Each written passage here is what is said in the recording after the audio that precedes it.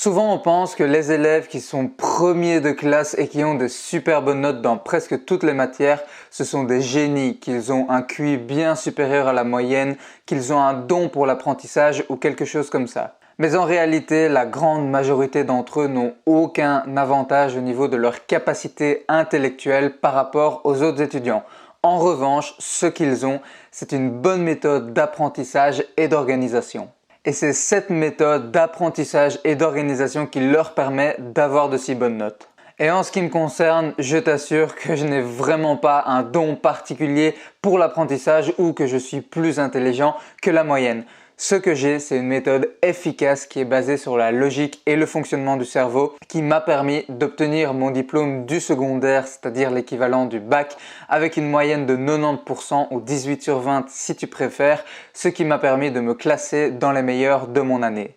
Et si je te dis ça, ce n'est pas du tout pour me la péter, mais c'est juste pour te faire comprendre qu'avec une bonne méthode et un peu de volonté, tout est possible et crois-moi, si j'ai réussi à le faire, tu peux aussi le faire. Donc dans cette vidéo, je vais te partager la méthode, ma méthode qui m'a permis d'obtenir ces notes et même encore mieux, qui m'a permis de prendre du plaisir à les obtenir. Juste un petit disclaimer avant de rentrer dans le cœur du sujet de la vidéo, cette méthode, comme tu t'en doutes sûrement, ce n'est pas une méthode miracle ou une méthode magique qui permet de contourner le système pour avoir des bonnes notes sans en toucher une. C'est une méthode qui, comme je te l'ai déjà dit, est basée sur la logique, le fonctionnement du cerveau et la volonté. Donc si tu penses que cette méthode te conviendra, alors je t'invite à rester jusqu'au bout de la vidéo.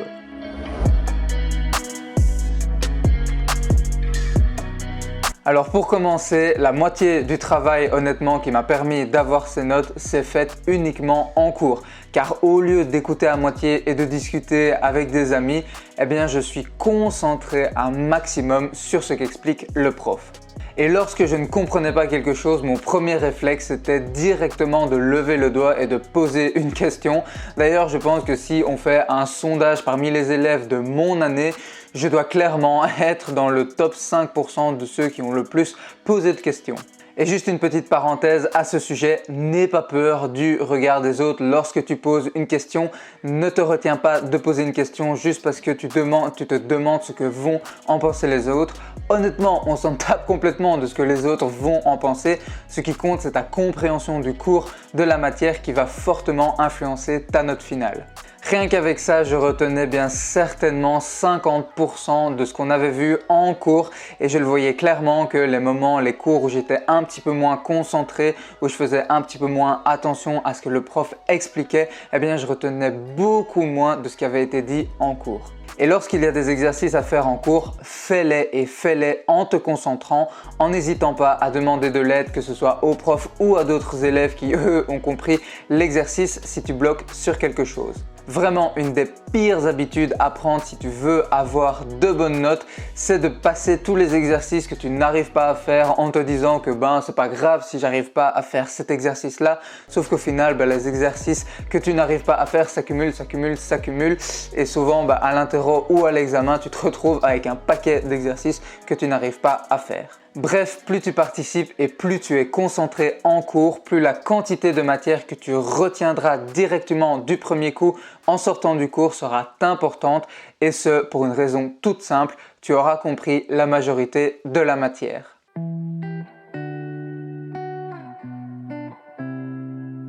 Si je te demande de retenir que le mot petit déjeuner en anglais se dit breakfast, comme ça du premier coup alors que tu n'en as jamais entendu parler, eh bien il y a très peu de chances que tu le retiennes du premier coup. Maintenant, si je t'explique que le verbe to break en anglais ça signifie casser, rompre et que le verbe to fast ça signifie jeûner et que étant donné que durant la nuit ça s'apparente à un jeûne car entre le repas du soir et le déjeuner, le petit déjeuner du matin, il s'écoule quand même une assez longue période de temps durant laquelle tu ne manges pas et du coup le matin lorsque tu petit déjeunes, eh bien tu casses entre guillemets ce petit jeûne, d'où le mot breakfast. Il y a beaucoup plus de chances que tu le retiennes même du premier coup. Pourquoi? Tout simplement car tu connais l'origine du mot, tu as compris le pourquoi du comment et ça aide sacrément le cerveau à retenir l'information. Au mieux tu comprends une information, au plus tu auras facile de la retenir.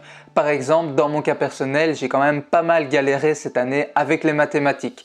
mais lorsque je faisais l'effort de par exemple comprendre d'où venait une formule, comment est-ce qu'on en était arrivé à cette formule, eh bien j'avais beaucoup plus facile de la retenir et ensuite de l'appliquer. Donc que ce soit en cours ou chez toi, sois curieux. Prends vraiment le temps de comprendre une information, de comprendre un minimum de ce qui se cache derrière une information, de tout ce qui entoure une information, du contexte autour de celle-ci avant d'essayer de l'étudier, de la retenir. D'ailleurs, dans une de ses vidéos, le youtubeur Fabien Olicard expliquait que pour bien retenir une information, eh bien, il faut d'abord se poser ces 5 questions à propos de cette information. C'est quoi? Ça sert à quoi? Comment? Avec quoi? Et pourquoi? En faisant cela, je te garantis que tu auras bien plus facile de retenir les informations dont tu as besoin pour les interros ou pour les examens. Et même en général, je t'invite à ne pas te limiter juste aux interrogations et aux examens, mais être curieux juste pour toi et ta culture générale. Car personnellement, je trouve ça 100 fois plus motivant et intéressant de se dire qu'on apprend quelque chose pour soi, pour sa culture générale, pour sa connaissance, pour son intelligence, pour sa capacité de réflexion, plutôt que juste pour avoir de bonnes notes sur une feuille d'interro ou d'examen. Et de toute façon, en général, la différence entre un élève qui a 15, 16 sur 20 à une interro et un autre qui a 18 voire 20 sur 20 à une interro, eh bien c'est tout simplement que le premier a étudié pour bien réussir l'interro, alors que le second a étudié pour lui. C'est vraiment approprier la matière et est donc véritablement capable de jongler avec. Je commence à avoir un petit creux.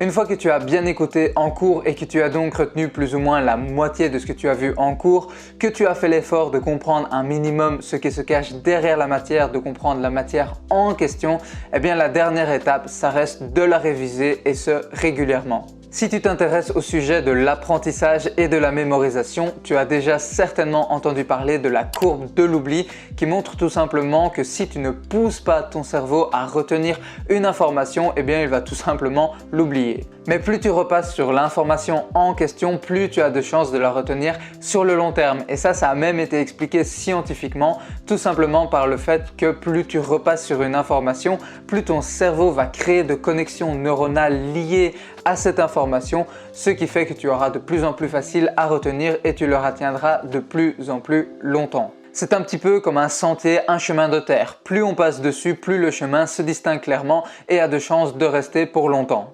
Je me souviens d'ailleurs d'une institutrice qui en primaire nous avait dit que pour bien retenir quelque chose, eh bien il fallait le réviser au moins 7 fois.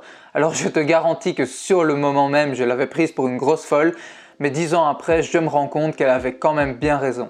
Donc plus tu réviseras régulièrement un cours, plus tu le retiendras efficacement si tu l'as compris auparavant. Et pour ça, je te conseille d'opérer en 3 étapes. La première, c'est tout simplement le soir même où on t'a enseigné ce cours, de relire un petit peu ce cours, de voir si tu l'as bien compris, de faire l'effort de bien le comprendre car la matière est encore bien fraîche dans ta tête.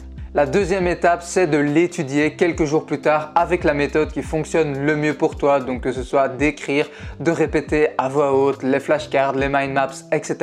D'ailleurs, n'hésite pas à me dire dans les commentaires si une vidéo sur les meilleures méthodes d'études, sur les méthodes d'études les plus utilisées t'intéresserait. Et finalement, la troisième et dernière étape, c'est de revoir cette partie de cours un petit peu la veille de l'interrogation ou de l'examen sur cette matière. Et juste encore un petit tips à ce sujet, lorsque tu étudies une partie de cours, essaye de ne pas juste voir cette partie comme une seule case, comme une seule partie qui est vraiment cloîtrée entre 4 murs, mais de plutôt voir cette partie comme faisant partie de tout un ensemble. Comme ça, tu auras beaucoup plus facile de faire des connexions entre les différentes parties de ce cours, ce qui t'apportera encore plus de facilité pour le retenir. Les 3 étapes que je viens de t'expliquer là forment vraiment le squelette de la méthode qui te permettra d'avoir de bonnes notes lors de tes interrogations et de tes examens. Mais il y a quand même encore quelques petites choses à appliquer pour vraiment atteindre ton plein potentiel. au plus tu travailleras en étant vraiment concentré, en étant vraiment plongé sur ce que tu étudies, dans ce que tu étudies, en étant dans un état un petit peu de deep work, c'est-à-dire vraiment dans cet état où tu es ultra concentré sur ce que tu fais, tu es dans un petit peu dans un mode de flow où limite tu n'as pas envie de t'arrêter, au plus tu retiendras l'information sur le long terme, au plus tu iras vite pour étudier cette information, donc au plus tu économiseras de temps et aussi au plus ce sera agréable, car je trouve ça vraiment ultra énervant d'étudier en étant toutes les 5 minutes dérangé par des notifications, par des personnes qui nous appellent, par des bruits, etc.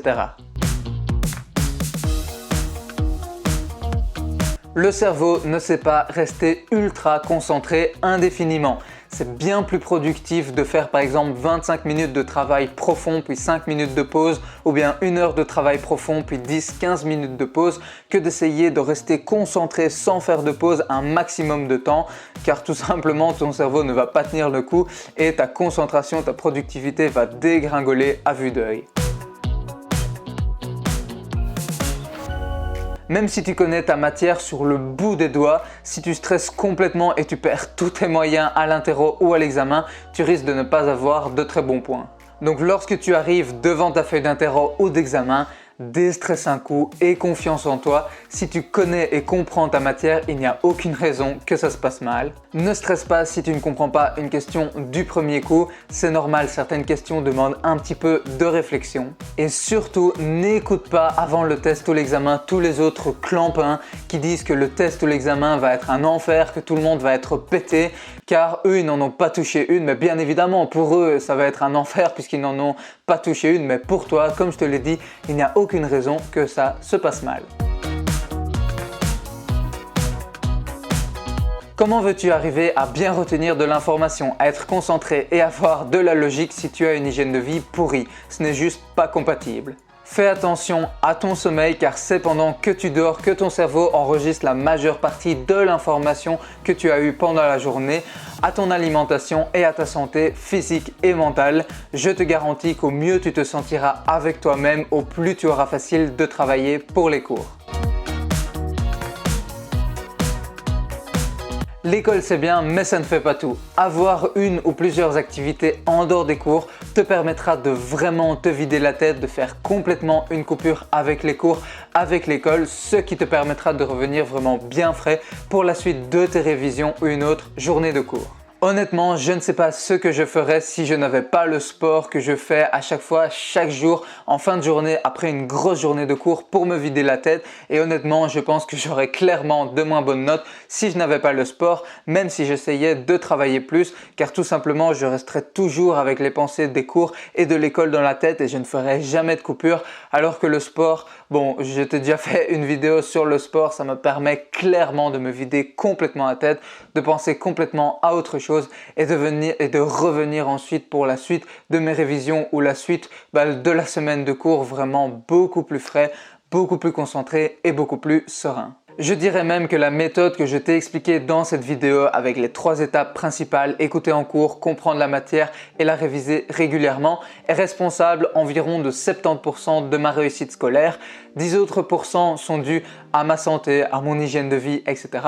Encore 10 autres pourcents sont dus à mon entourage, au soutien de mon entourage, et les 10% restants, je les mets sur le compte tout simplement de mes activités extrascolaires, car grâce à elles, j'arrive vraiment à faire une coupure totale avec les cours, avec l'école et à tout simplement être épanoui dans ma vie. Juste avant de terminer cette vidéo, j'aimerais juste te préciser que si tu veux encore recevoir un peu plus de conseils, de plein de petits bons conseils et de petits tips pour bien réussir tes études, mais aussi des conseils sur le développement perso, sur les relations et aussi pas mal de motivation, tu peux t'inscrire au club des étudiants. Le lien se trouve juste dans la description. Comme ça, tu recevras chaque dimanche matin mon mail dans lequel je te partage tous ces bons conseils. Merci beaucoup à toi pour ton attention. N'hésite pas à me dire dans les commentaires de la vidéo ce que tu en as pensé. N'hésite pas non plus à lâcher un petit pouce en l'air et à t'abonner à la chaîne ainsi que d'activer la petite cloche pour ne manquer aucune vidéo de la chaîne. Bon courage dans tes études. Comme je te le dis, si tu as de la volonté, de la logique et que tout simplement tu te bases sur les bonnes méthodes, que tu te renseignes un petit peu sur les méthodes d'apprentissage, sur la productivité, etc. Il n'y a pas de raison que ça se passe mal pour toi et surtout, il y a beaucoup de raisons que tu aies des bonnes notes. On se retrouve dans la prochaine vidéo ou dans le club des étudiants. D'ici là, comme d'habitude, porte-toi bien, bon courage dans tes études et surtout, prends beaucoup de plaisir à faire ce que tu fais. C'était Corentin, allez, ciao!